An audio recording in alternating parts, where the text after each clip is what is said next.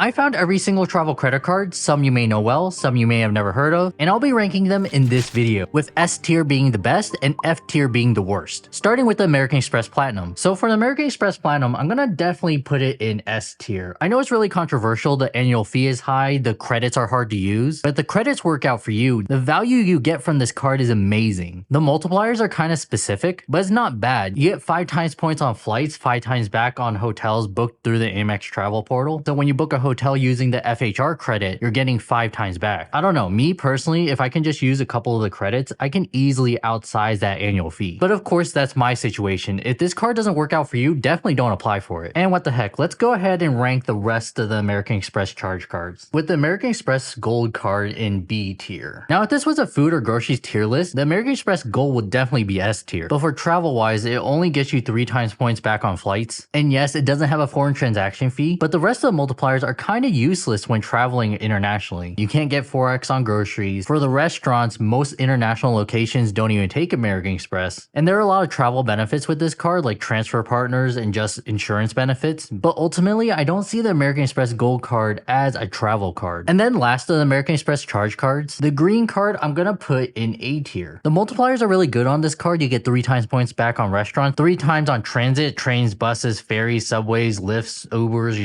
travel, and 3 times on travel like airfare, hotels, cruises, tours, rental cars. So the American Express green card has really good multipliers. The only issue I have is justifying that annual fee of $150. It's definitely better now with the Clear credit being fully covered, but Clear isn't available at a lot of locations yet. So unless you were already paying for Clear out of pocket, that Lounge Buddy credit of $100 still doesn't justify that annual fee. But even still, a good beginner travel card. Next up we got is the Celebrity Cruise credit card. This card is gonna be F tier, because even though it doesn't have an annual fee or no foreign transaction fees, you only get 2 points per dollar spent on Celebrity Cruises and 1 point on everything else. And the points are only worth 1 cent per point or 1.25 cents per point if you redeem it towards travel. And even though they aren't travel credit cards, the Chase Freedom Unlimited and the City Double Cash would probably bring you more value than this card. Well, since we're on the topic of cruises, might as well do a couple more of them. The Norwegian credit card, also in F tier, because this card is really similar to the Celebrity Cruises. You get 3 world points per every dollar spent on Norwegian purchases, 2 world points per dollar spent on air and hotel purchases, and 1 point on everything else. And there's no annual fee or no foreign transaction fee, just like the Celebrity Cruises credit card, but the world points are even more devalued at about 0.9 cents per point. So the logic still applies. You'll probably get more value from a non-travel credit card compared to if you were going to apply for the Norwegian credit card. And then you got the Royal Caribbean credit card, which is also in F tier, because like the other cards, it only earns 2 points back on Royal Caribbean purchases and celebrity purchases, and 1 point on everything else. And the Royal Caribbean points are only worth 1 cent to maybe up to 2 cents per point, depending on how you redeem it. But I don't think it's worth the headache of getting the points trying to figure out how to use them, when a non-travel credit card could probably earn you more value back, and using that value to book cruises and airlines and hotels. I don't know, I think the cruise credit card multipliers are way too specialized to be useful. And then there's the Hyatt credit card, which is definitely gonna be S tier. Even though it has a $95 annual fee, that free night certificate when you hold this card definitely outsizes the $95 you would be paying for this annual fee. Because with category 1 to category 4 hotels, you could easily book a hotel that could have costed you $400. So the free night certificate alone makes it worth it. But also it's a pretty good 1 card setup, because it will cover many different categories, with 2 points on transit, 2 points on restaurants, 2 points on flights, 2 points with gym memberships, and each Hyatt point is worth 2 cents per point, thereby effectively giving you 4% back in those categories. And of course, the biggest multiplier on this card is 4 points on Hyatt hotels, which is effectively getting 8% back. Definitely a strong card. Then Discover Miles in C tier. It's not a bad card. You get 1.5 miles back on everything, and you get good customer service, but it's not really an interesting card. And next, let's rank the Hilton cards. With the Hilton Honors in C tier, it's not a bad card. There's no annual fees. You get complimentary silver status membership, so that's pretty awesome. For a no annual fee card, no foreign transaction fees, and the multipliers aren't terrible. They definitely cover a lot of categories, like gas, groceries, dining, and Hilton stays. But the only issue I have is Hilton points are kind of worthless. They're heavily inflated, so you never know what your Hilton points are worth this year compared to next year. But it's definitely not a bad no annual fee credit card. For the Hilton Honors Surpass card, we're going to be putting that in D tier.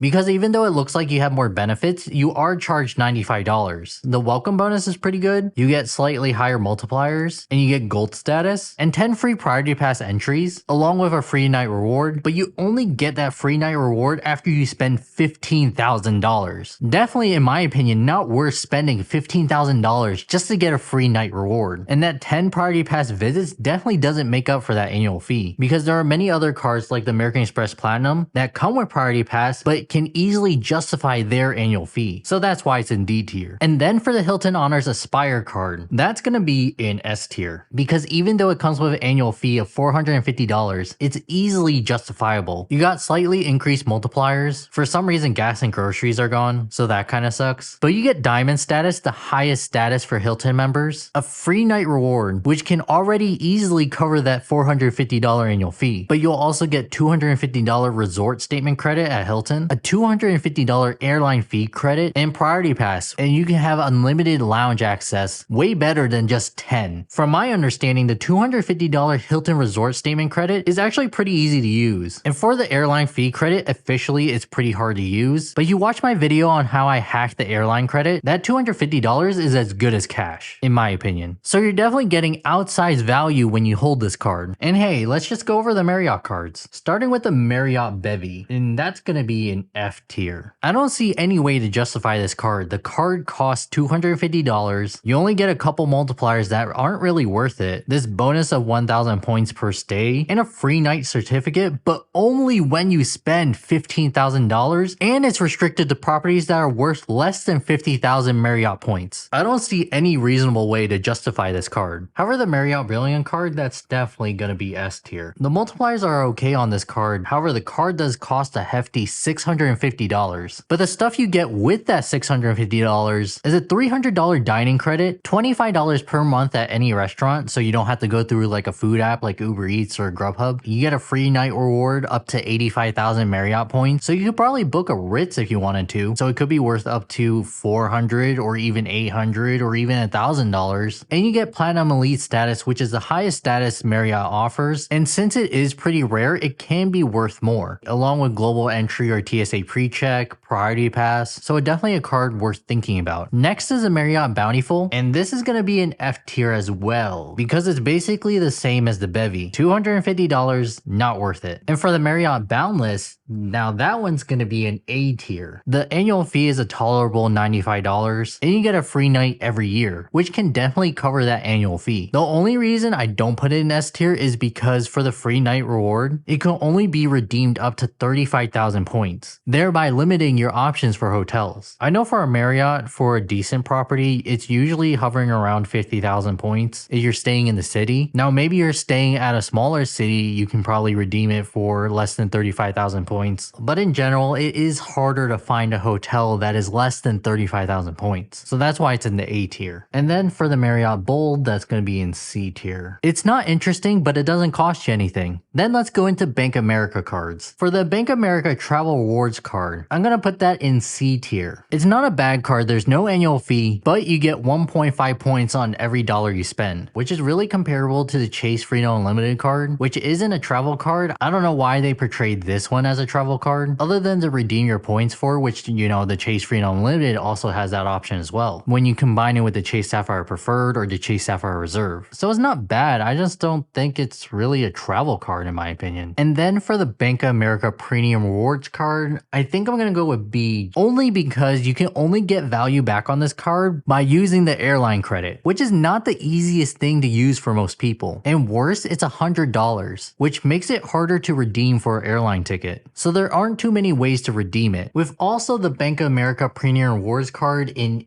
B tier, because even though it has an easier to use airline fee incidental credit with up to $300, so definitely can cover an airline ticket, and $150 lifestyle credit, both of those credits only add up to $450, with global entry or TSA pre-check being renewed every 4 years, so adding an extra $25 in value. That's still only $475, not enough to justify that $550 annual fee, in my opinion. And the multipliers on this card isn't that great, with 2 points points on travel and dining purchases, and 1.5 points on everything else. And I hate going back to this, but the Chase Freedom Unlimited can get you 3 points back on dining and 1.5 points on everything else. The only thing that maybe can justify this card is you'll get 4 Priority Pass memberships, so it'll be probably good for like a large family where you took up to 2 guests for those 4 passes. You can bring in total 8 people, but I don't think the average family is that large. And in my analysis to cover the annual fee, I don't count Priority Pass memberships. They're definitely nice to have, but I wouldn't pay cash for them. And I know you've been eyeing the Spirit credit card. Where is he gonna put this? I'm gonna put it in F tier, not only because Spirit Airlines sucks, but the card sucks too. The card costs $79 and multipliers aren't that great. You don't get a companion voucher unless you're spending $5,000, and you don't even get the board zone 1. You have the board zone 2. And maybe the only thing to justify this card is you'll get a 25% rebate for all in-flight food and beverages when you pay with this card. But I've never been on a Spirit Airlines where I've actually wanted the food or drinks. And even though they're charging a $79 annual fee, you still don't get free carry-ons. What's the point of this card? Next is the Bilt card, and as you know, I have a tricky relationship with Bilt, but I'm gonna put this card in S tier because I recognize the amazing benefits with this card. I still use this card today. It gets you World Elite MasterCard benefits all for $0, 3 times on food, 2 times on travel, 1 times on everything else. Unless it's rent day, then you'll get double those categories, 6 times on food, 4 times on travel, and 2 times on everything else, with the ability to transfer those points out to Hyatt, which can make those points worth 2 cents per point. But not only that, you can earn on what you already pay monthly, your rent, at 1 cent per point. So by just paying your rent, you could easily travel or stay at hotels for free. So it's definitely a good card. Next, let's go over my favorite airlines, Delta Airline credit cards, with the Delta Blue in C tier. It's not an interesting card, but there's no annual fee, but you get 25% back on in-flight purchases. So it could be a good coupon card without costing you anything. With the Delta Gold card also in C tier. Now the reason why I do this is because it does cost $99. Even though with all the benefits it offers, takeoff 15, where if you book a Delta flight using miles only, you'll get 15% off that flight, free first checked bag up to 9 people if you book all on the same reservation. And these benefits can definitely be worth it, but first you have to be someone who has access to a lot of Delta points for this to be worth it, and use checked bags frequently. I don't know about you all, but most of the time I'm pretty good with just a carry-on bag. The only reasons I would check in my bags, maybe I'm going to a Delta lounge and I just don't want to keep track of it, or maybe I'm staying somewhere for a long period of time. But ultimately, I don't think that can justify the fee for most people, since carry-on bags on Delta flights are generally free. However, the Delta Platinum card is a different story. You got better multipliers in my opinion. You get 3 times on hotels. You also get the same benefits, takeoff 15, and a free checked bag. You also get access to Delta Sky Clubs, but even though you do have access, you do have to pay. But just having access can be beneficial if you have a long layover, just maybe 1 or 2 times a year. But the biggest benefit to justify that $250 annual fee is the companion certificate you get every year for domestic main cabin seats. Because in the US, you can easily find flights that are worth up to $400 or $600. And I'm going to be putting the Delta Platinum card in B tier. The only issue with justifying the companion certificate is assuming you have a companion to go with. Now you have a player 2, a friend, or a family member that you like to travel with, then yeah, of course, the Delta Platinum card is easily justifiable. But of course, you have to buy a ticket to even use this benefit, so that kind of sucks. I'm gonna put the Delta Reserve card also in B tier. So that's nice, but it's hard to justify that $300 increased annual fee over the Platinum card, with less multiplier categories you can earn in. But if you don't have the American Express Platinum card and you travel quite a bit, I could see the lounge access being helpful to you. And apparently I missed a bunch of cruise credit cards, so might as well do them now. So first up we got on the chopping block is Carnival Fun Points credit card. And for this card, I'm gonna be putting it in F. However, the kicker for this credit card is you'll get a 10% statement credit back when you book a cruise with Carnival. So that's pretty powerful if you like to stay on Carnival cruise lines. I don't think it's too much better when you're comparing 2 travel credit cards, but I would say that is a step above the other cruise line credit cards. And then for Princess Cruises, it's gonna be F tier again. Honestly, there's a category below F, I would probably put it there because it has the same crappy multipliers as the other cruise line credit cards, but you can only redeem redeem it for onboard amenities, gift cards, and merchandise. That's even worse than the other cruise line credit cards. I really don't know why all these cruise line credit cards are so garbage. And then for the Holland American line, and you know where this is gonna go, it's gonna go in F tier again. 2 times points on their cruises, 1 point on everything else. It's slightly not as trash as the Princess Cruise Line credit card because you can use your points towards other things like airfare, but still a trash card. It's kind of a problem with cruise line credit cards. I really can't find a way to justify these cards to people. Hopefully no one's actually getting these. And then for the RBC credit card, this card is kind of interesting. It's for Canadians moving to the United States, and they may not be able to get a US credit card quite yet. And it'll make the transactions in US dollars instead of Canadian, so you're not losing on that foreign exchange, and no foreign exchange fees. There's no annual fee on this card unless you get the Signature Black Plus version, which don't do. It's sort of not worth it, and it gets 1 point per dollar spent. It's not a terrible card, but it's not a great card. It is interesting, but I think I'm gonna be putting it in D. It helps that it doesn't cost anything, but definitely better credit cards out there. Honestly, if you're a Canadian, I would probably just bring your Canadian credit cards that have no foreign transaction fees. And then for the PenFed Credit Union card, I'm gonna put that in B tier. It does have an annual fee of $95. However, it can be easily waived if you're a PenFed Honors Advantage member. You also get a domestic travel credit and also global entry or TSA PreCheck. So it could be credits or ways to justify this card. Also, the multipliers on this card aren't too bad. If you're the PenFed Honors Advantage member, you'll get 4 times on travel, 3 times on travel if you're not one, and 1.5 times on everything else. So definitely not terrible multipliers for a low annual fee credit card, with credits that can maybe justify the annual fee. And for the Allegiant credit card, I'm gonna be putting that in D tier, because even though it sounds pretty great where you can get a buy one get one free, anytime you use the card to purchase a vacation package from Allegiant, where if you spend 4 or more hotel nights or 7 or more rental car days using the same itinerary when you call member services for booking, I bet they overcharge you if you were to book it yourself. The multipliers are okay on this card, with 3 points on Allegiant purchases, 2 points on dining, and 1 point on everything else. It's not terrible, but it's not worth justifying that $59 annual fee. And then for the Citi Premier card. Now, a lot of people like this card. People compare it to the Chase Sapphire Preferred. However, for me, I'm gonna put it in D tier, because even though it has good multipliers, 3 times back at restaurants, 3 times back on groceries, 3 times on gas stations, 3 times on hotels and air travel, and 1 times on everything else, it costs $95. And the only way for Citi to justify that $95 is something they give you called the $100 annual hotel savings benefit. The only issue with this is it's only a one-time credit, and your hotel stay has to be over $500, excluding taxes and fees. It just sucks they have that requirement. So I think it's way more restrictive than the Chase Sapphire Preferred. And it's nice it has access to transfer partners, but I don't really put value on having the ability to transfer to travel partners. In my opinion, you need to justify the card first and have the transfer partner benefit after you justify the card itself. Now, while on the topic, the Chase Sapphire Preferred, I would rank that in C tier. It's definitely a good beginner travel credit card to have, but the credits they offer, the anniversary bonus and the hotel credit, could only bring down the card to a $20 annual fee. It's still something you're paying for in my opinion, and the multipliers on the card is just weird. It's really similar to the Chase Freedom Unlimited. Like for example, on travel purchases, you're getting 2 times points back, but on the Freedom Unlimited, you're getting 1.5 points on everything. So just slightly better. And then for online groceries, I don't think too many people use online groceries. Now, if that was a grocery category, just regular groceries, I could totally justify this card even more. But as of right now, it's in C tier. And now for the Chase Sapphire Reserve. Now this one's tricky. I say if you don't have any other travel premium credit cards like the American Express Platinum, I would value this card in B tier, slightly above the Chase Sapphire Preferred, because I can see a slightly more justification for that annual fee. The annual fee is $550 after the easy to use travel credit brings it down to $250, but you get global entry or TSA PreCheck, which per year brings down the annual fee to $225, which still sucks, but the airport lounge access I think can make this card worth it, because every time you fly, if you have access to a priority pass lounge, and some lounges that Chase is building up, I can see the unlimited potential that you can get from this card by getting access to better bathrooms, free food, free drinks, so you don't have to pay that for the airport. So sort of like an opportunity cost if you were gonna pay for airport food or drinks already. But other than that, in the grand scheme of things, this card is still hard to justify. But I say if you don't have any other premium travel credit cards and you're thinking about the Chase Sapphire Preferred, I would just go for the Chase Sapphire Reserve. If you're gonna be flying or traveling, of course. For the JetBlue card, I would say that would be C tier. It doesn't cost anything, the multipliers aren't terrible. You get 3 points back on JetBlue purchases, 2 times on restaurants and groceries, and 1 times on everything else. So definitely better than the cruise line credit cards. You also get 50% off on in-flight purchases on JetBlue. So it's just a middle of the road card. If I was flying JetBlue, I wouldn't mind having it, but it's nothing special. And also for the JetBlue Plus card, I would also put that in C tier. And for similar reasons why I put the Delta Gold in C tier. It's definitely awesome with 6 times points on JetBlue purchases, and then the same 2 points on restaurants and groceries, but the free checked bag benefit is definitely useful. But like I said with the Delta Gold card, a lot of people are alright with a carry-on luggage. So it really depends on what kind of traveler you are, and if it justifies that $99 annual fee. And of course, you'll get the same benefits as the lower JetBlue credit card, 50% off savings in flight purchases, but with a program similar to Takeoff 15, where you can get 10% off flights purchased in points. And also this $100 annual statement credit for vacation packages. So that's pretty nice if you're already booking JetBlue vacation packages, but I think vacation packages are overpriced for what you can do yourself. And I guess let's do a couple of US Bank credit cards. Starting with the US Bank Altitude Connect card, which I'll rank in the A tier. And the reason why I put this in A tier, not only because the multipliers are pretty interesting, with 4 times back on travel, gas stations, and EV charging, and 2 times on groceries, food, and streaming services, and 1 times on everything else, they give you so many other useful benefits, like a $30 streaming bonus credit after you pay 11 months of service for it. So Netflix, Apple TV, Spotify, stuff like that. And especially with Netflix kicking people off, definitely helps offset that cost. Along with a TSA or global entry credit, so per year about $25 worth, and apparently it comes with a priority pass membership. That's pretty insane for a $95 annual fee credit card. I would definitely take a look into this card. I just wouldn't put it in S tier because without the airport lounge access, you would still be a couple dollars short justifying that $95 annual fee, in my calculations, since you don't have to go to an airport lounge if you don't want to. You could survive without going to one. But still though, I would definitely think about this card. And then the US Bank Flex Perks. Now this card, I'm gonna have to put in the F tier. Honestly, I don't know why this card exists, with the US Bank Connect card existing at the same time. This card costs $85, has worse multipliers than the Connect card, and the only real benefit that you're getting over the Connect card is a slightly lower annual fee, and you'll get TSA pre-checked or global entry, and a complimentary hotspot network on airlines and hotels. I don't know how useful that is to you, but I don't think it's worth paying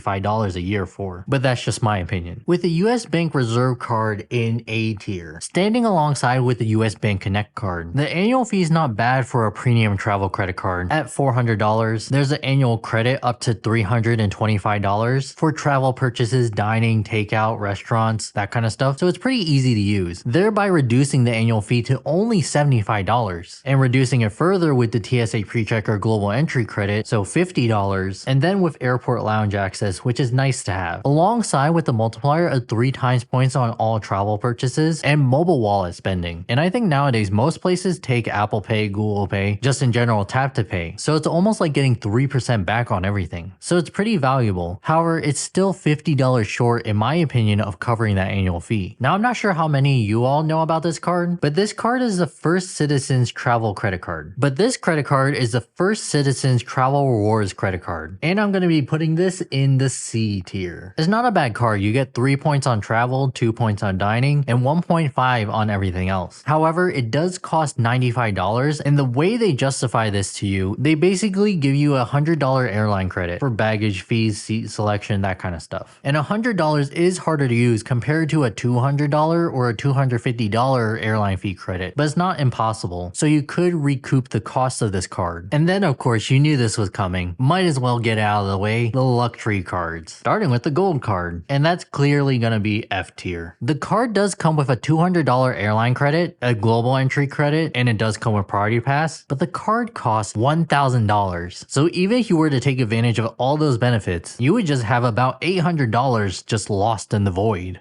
Definitely not a good option. And honestly, it's about the same with all their other credit cards. Black card is a little bit better, but still an F tier, because even though it has an annual fee of $495, about $500, and comes with a $100 airline credit and a $100 global entry credit along with priority pass, you would still be about $350 short from making this card worth picking up. Honestly, you have to get one of the luxury cards. You would be better off getting the titanium titanium card, because even though you won't be getting any benefits from it, you would be out $200 instead of $350 or about $800. So out of those three options, if you're really wanting a luxury branded credit card, I would just stop at the titanium card, but they're all going to be F tier for me. And for the RCI credit card, which I think is a program similar to like Sandals, where it's like a vacation package program, is going to be F tier. Usually those vacation packages are overpriced for what they are. For the credit card itself, you get 5 times points back on RCI purchases, but for travel, you only get 2 times points back. However, it doesn't have an annual fee, so that's pretty nice, but I really don't think it's worth picking up this card. Now for the Frontier credit card, that's also going to be an F tier. Garbage credit card, garbage airline. The multipliers aren't bad, 5 times points on Frontier, 3 times on restaurants, but other than that, it doesn't really have any benefits for $89 annual fee credit card. You'll get a $100 flight voucher, but that's only after you spend $2,500. But hey, you get to pick your animal design on your Frontier Airlines MasterCard, if that's worth $89 to you. And I don't know if you heard of this card, but the AARP credit card is actually pretty interesting, and I'm gonna be ranking it in the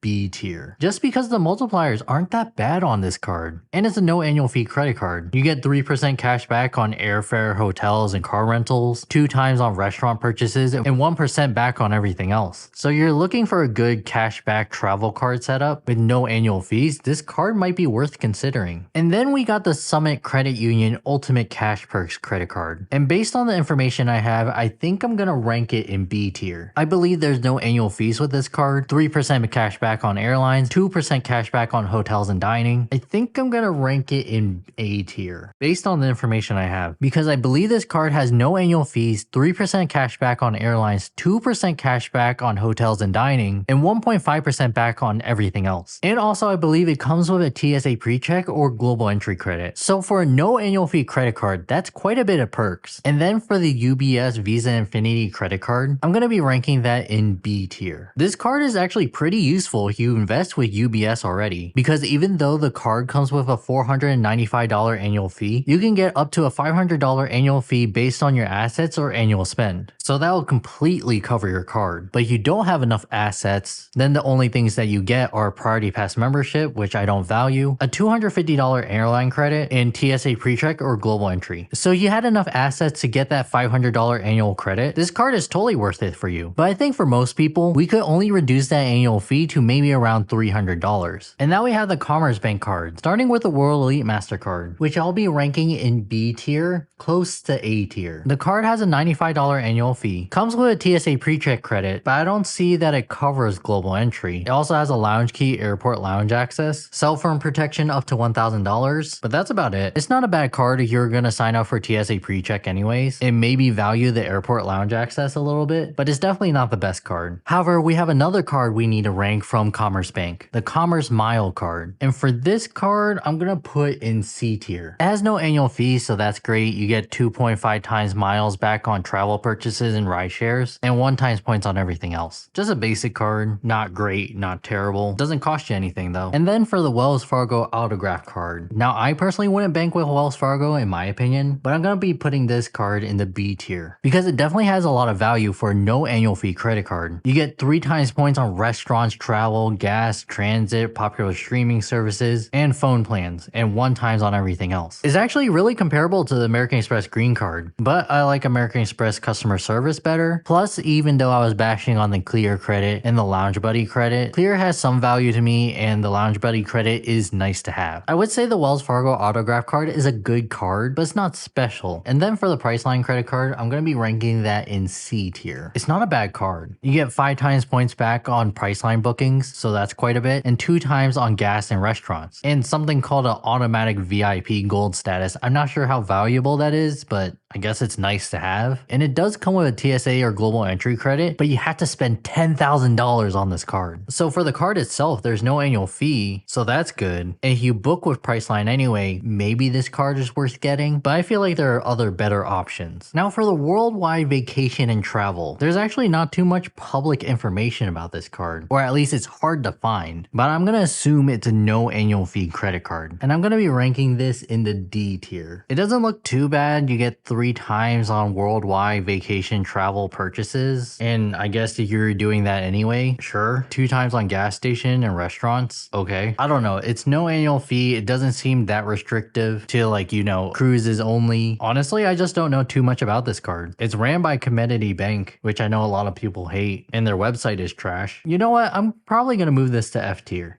just because of their crappy website. And then we got this Diner Clubs credit card. If anyone ever uses Diner Clubs, apparently they don't even use their own network. They use MasterCard. But I'm gonna be putting this in the F tier. It's kind of a dumb card. It has a $300 annual fee. You get airport lounge access. And honestly, that's pretty much the main benefit of this card. There's some other stuff too, but it's not like any other credit card doesn't have that. And for some reason, it has a 3% foreign transaction fee. I don't get it. If you're gonna offer airport lounge access, charge a $300 annual fee, why is there a foreign transaction fee? I don't know. I don't get it. And then for the Alaska Airlines Visa credit card is going to be C tier. It's basically really similar to the Delta Gold credit card. As a $95 annual fee, free checked bags, 20% off in-flight purchases. You can get $100 off a Alaska lounge membership, and you also get a companion fare, but you have to spend $6,000 on the card before you can even get it. So can you get the annual fee back? Yeah, but it is a little bit difficult to do. And might as well go over the Disney credit cards. For some reason, Chase added this to the travel category of their credit cards. First up is the Disney Premier Visa credit card. And this one is gonna be definitely F tier. The annual fee isn't bad. It's $49, but there's no real benefit of having this card. You get the Disney bundle covered, but only for 3 months. The Blue Cash every day would be better than that. The multipliers aren't that great. There's no way to recoup that annual fee. And then for the regular Disney Visa credit card is also gonna be F tier, because even though it doesn't have an annual fee, it gets 1% back as Disney reward dollars on everything. So it's very restrictive. And basically any card nowadays gives you 1% back on most things. And honestly, I don't even know why they even offer these cards unless it's for the card designs or something. But if you're gonna go for the card design, just buy it off CU covers. They probably have better ones over there. And since we're on the topic of Chase cards, might as well finish out the category. The Southwest Rapid Rewards Plus credit card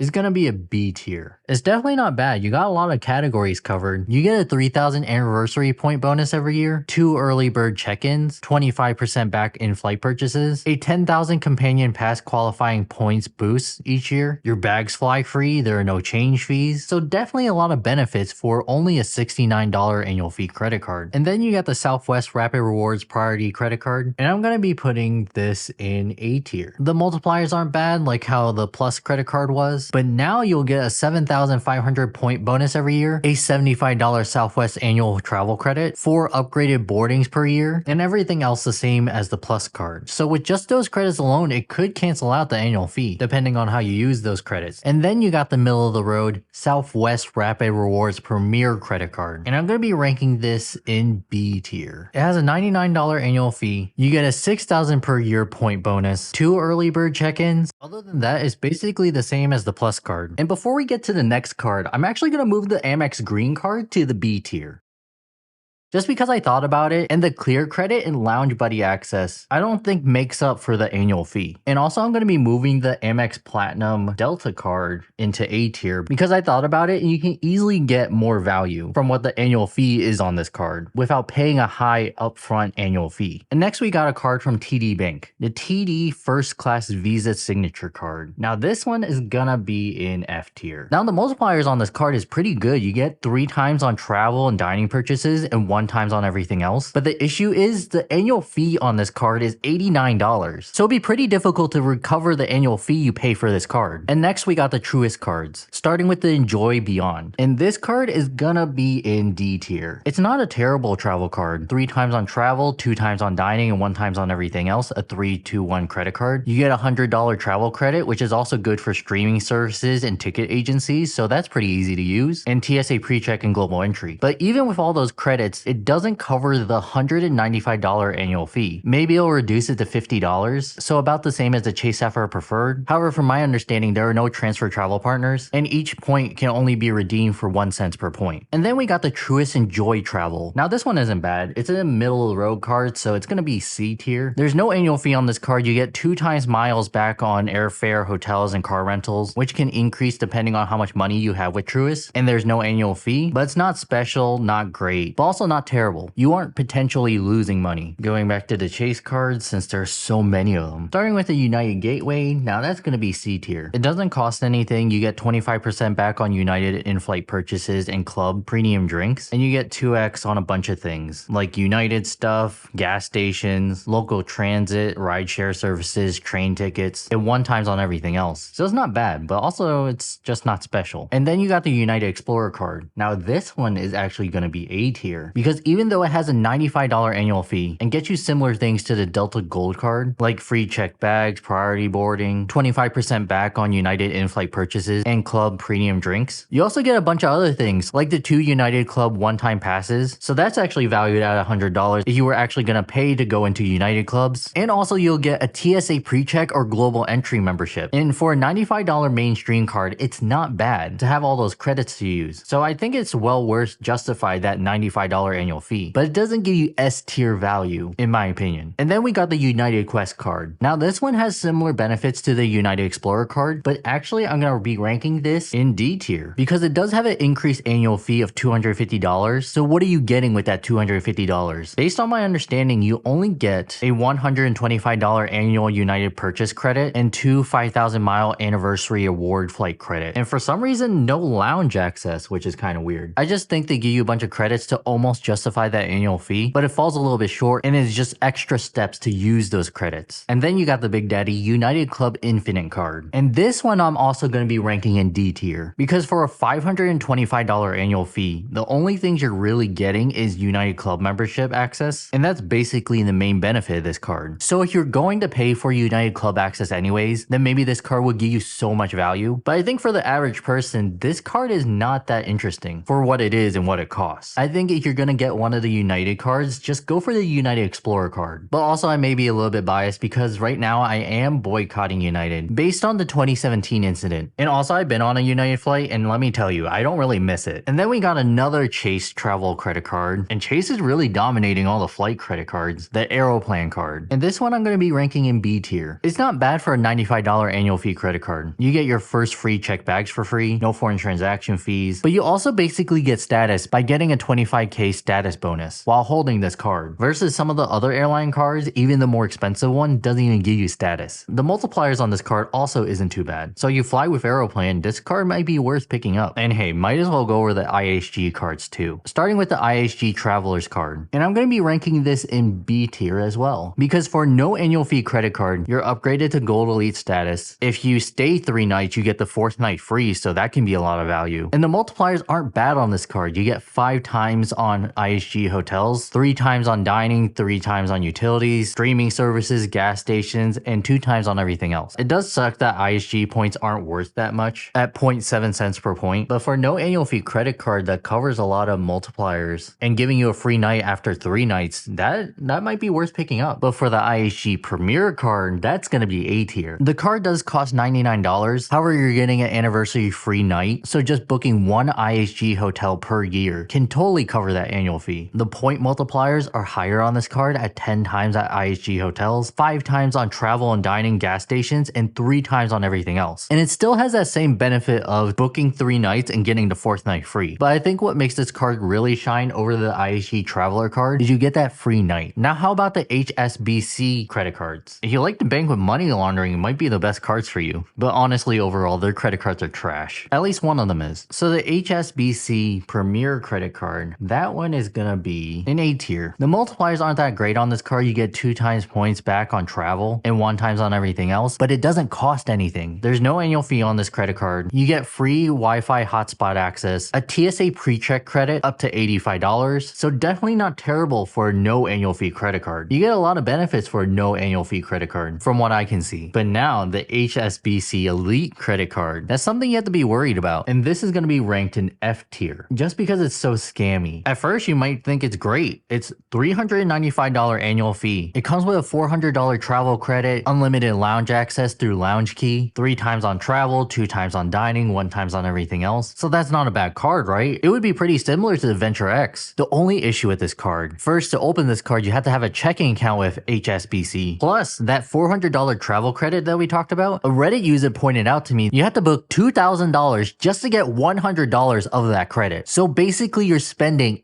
$3,000 just to get that $400. Totally not worth it. Kind of scammy actually, because on their homepage they have nothing that says that. It's actually in the terms and conditions. Really small fine print. How about the American Airlines credit card? The American Airlines Advantage card, gonna be C tier. It's nothing special. There's no annual fee on this card. You get 25% back on in-flight purchases, 2 times on grocery stores, 2 times on American Airline purchases, and 1 times on everything else. It's not bad for a no annual fee credit card, and American Airline points are hard to get and can be worth quite a bit, usually averaging about 1.7 cents per point. So not terrible, not great. And then for the step up, the American Airlines Advantage Platinum Select is gonna be D tier, just because it costs $99, and the only real benefit you get over the regular Advantage card is getting your checked bags for free, which like I said, I think a lot of people can deal with a carry-on for free. And the multipliers are about the same, so I don't really see the point of paying extra over the lower tier card. But definitely, you do carry-on bags, this card is gonna be the card for you over the baseline card. With the executive version also in D tier. So just like the United card, if you were already gonna pay for the Admiral access to the clubs, then this card is great for you. You also get global entry and TSA pre-check over the other lower versions of the American Airline cards, but that's basically it. It's not too much of anything. If you weren't gonna pay for the club to begin with, there's no reason to get this card. I don't see any other way to justify that $450 annual fee. And then the last American Airlines card is actually issued by Barclays. Now this one I would rank slightly above the Platinum Select, but it's also gonna be in D tier. It's almost the same as the Platinum Select, costing $99. The multipliers kind of suck on this card. You can only get 2 times points on American Airline purchases and 1 times on everything else. And you still get the 25 in-flight discount, your first checked bag for free. But I think a major benefit over the Platinum Select is you'll also get a $25 statement credit back on in-flight Wi-Fi purchases. I still don't think it justifies that $99 annual fee, but I would say it is better than the Platinum Select. It might as well finish off the Chase category of credit cards. Honestly, I don't know too much about these cards. Starting with the British Airways card, I think I can see it being B tier. The card costs $95, but for flights starting in the US, when taking a British Airways flight, booking directly with British Airways, you'll get 10% off. So that's pretty nice. That can definitely stack up. Plus, you also get 3 times points back on British Airways, Aer Lingus, and Iberia flights, 2 times on hotels, booked directly with hotels, and 1 times on everything else. And also this convoluted statement credit, up to $600. So based on my understanding, you get a $100 statement credit on economy or premium economy, $200 for business or first class seats, up to 3 times a year. So that's definitely not bad. Definitely the savings start adding up. But you would have to be using British Airways quite a bit for this to be valuable to you. It's really specific. However, for the Aer Lingus card, that's going to be F tier. The card costs the same as the British Airways card at $95, but you don't get as many benefits. The multipliers are exactly the same as the British Airways card, but the only benefit you get is priority boarding. And if you can spend $30,000 on this card, then you get a companion pass, which the British Airways also had this benefit, but you don't get the 10% off and you also don't get the statement credit. So why have this card over the British Airways card? And finally, the Iberia card. Now this one though is going to be B tier. It costs the same as the British Airways and Aer Lingus card at $95, has the same multipliers, but like the British Airways card, it gets you 10% off when you book directly. So that can definitely add up. But I sort of like this benefit better if you're able to spend $30,000 on your card. Instead of a companion pass, you can get a $1,000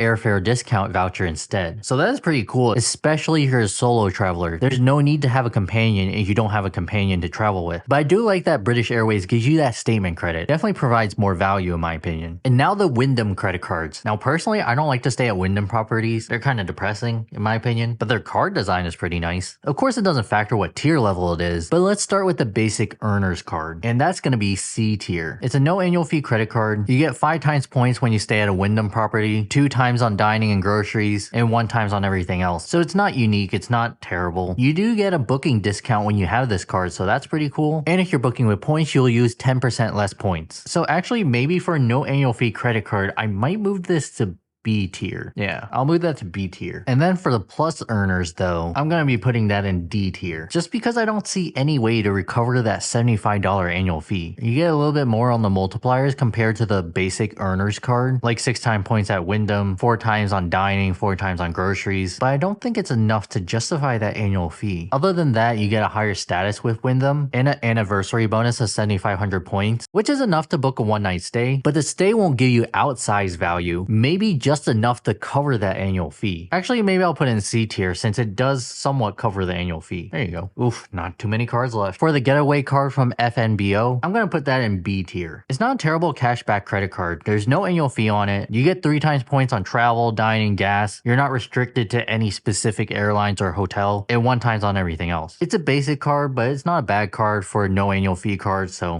B tier. Next is the Odyssey First Tech credit card. And this one, maybe I'm also gonna put it in B tier. At first, it's not that interesting of a card. The card costs $75. The multipliers on this card is 3 times on travel and hotels, 2 times on dining, and 1 times on everything else, and no real other benefit other than the regular MasterCard stuff. However, based on my understanding, they have this thing called Supercharger Rewards, and you can earn extra bonuses if you have a checking or savings account with First Tech. You get an extra 0.5% cash back up to $15, and apparently they give you this $10 streaming subscription rebate, so could be worth it to pay for your subscription services. Could get you $120 back in value from only a $75 annual fee credit card. And now how about the Arvis Signature card? I actually talked about this in my global entry and TSA pre-check video, and this is gonna be A tier. Just because for no annual fee credit card, you can get TSA pre-check or global entry for free, so that's pretty nice. And you get 1.5 times points on everything, so definitely not a bad card to apply for. The only issue with this card is that you don't have the credit score to apply for this card. You might be approved for only the Arvis Platinum credit card. From my understanding, there's no way to specifically apply for the Visa Signature card. You just have to get a credit limit over $5,000, which you can do later down the road by increasing your credit limit. But yeah, it's not a bad way to get global entry or TSA pre-check for free. And now for the Emirates Skyward Silver card. This one I'm going to be putting in D tier. At first, it doesn't look like a bad card. You get free silver tier membership status, but only if you spend $20,000 after the first year. You get 3 times points on Emirates, 2 times on travel, and 1 times on everything else. And you'll also get a 25% savings when you buy or gift miles, so that can add up pretty quickly. But for a $99 annual fee credit card, I don't think it's worth picking up unless you're already buying a bunch of miles for some reason. And for the Emirates Premium Gold card, this one is gonna be an F tier. The card costs $499, and for that price, you would think they would cover for like an Emirates Sky Club membership or something like that, right? But they don't. They only give you Priority Pass, a global entry or TSA pre-check credit, and the same 25% off savings when you buy or gift miles that you get with the silver version. And you do get gold tier membership, but that's only for the first year, and you can only keep it if you spend $40,000 on this card. And you could get 10,000 miles, but that's only if you spend $30,000 on this card. So that's a lot of spending you have to do for a $499 annual fee credit card. Definitely not worth it in my opinion. And I think this is the last of the Barclays credit cards. The Lufthansa credit card, the Miles and More. Now this one isn't a bad credit card. I would actually put it in A tier, maybe even close to S tier, because for an $89 annual fee credit card, you get 2 complimentary visits to a Lufthansa business lounge every year and a companion ticket every year. The multipliers on this card though isn't really that interesting, with only 2 points on partner airlines like Australian Airlines, Lufthansa, Brussels Airlines, Swiss, the Star Alliance Airlines, and 1 times on everything else. So the multipliers definitely aren't great, but the credit you get on this card I think makes up for the annual fee. And now for the BMO Harris Bank Premium Rewards MasterCard. This one maybe